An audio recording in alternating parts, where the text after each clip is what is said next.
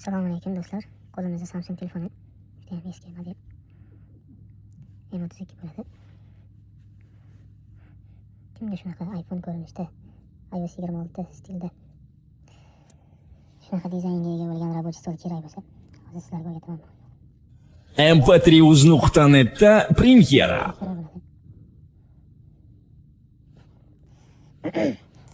Biz hozir Moskvadamiz. Bizga odatda VPN kerak bo'ladi. VPN ishlamaydi. Uning uchun bizga Hitray nomli VPN kerak bo'ladi. Buni afzal taraflari ko'p. Afzal tarafi yuqoriga knopka chiqarib olasiz. Shunaqa tugmachi. Bir marta bossiz, yondi.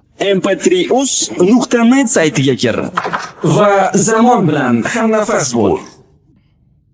mp3uz.net saytiga kirasiz. Men hozir Telegramga kirishni ham aytsam bo'lardi, lekin bu yerdan qulayroq.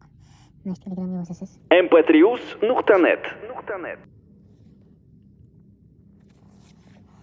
Telegramga bosganingizdek, biz Telegram kanaliga o'tadi.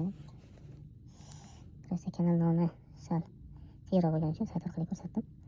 Va shu yerdan shu ilovani topasiz.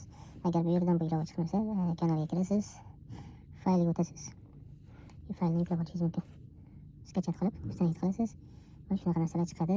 Bu ilova shunchaki ishlayveradi. Faqat siz bunaqa tema boshqa narsalar qo'ymoqchi bo'lsangiz, sizga albatta VPN kerak bo'ladi. Faqat Rossiyada, O'zbekistonda farqi yo'q, ishlayveradi. Boshqa yerlarda ham ishlayveradi.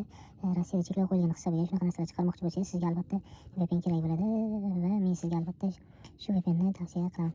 Bitta bossiz ishlaydi, bitta bossiz o'chib yonadi. Xo'p, keyin nima qilasiz? mp3uz.net.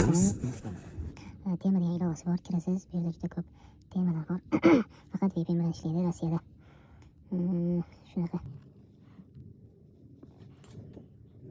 Internet ham yaxshi bo'lishi kerak, bizda internet ham yaxshi emas.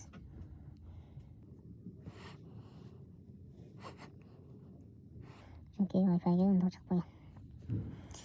Hammaga rahmat. Kattagon.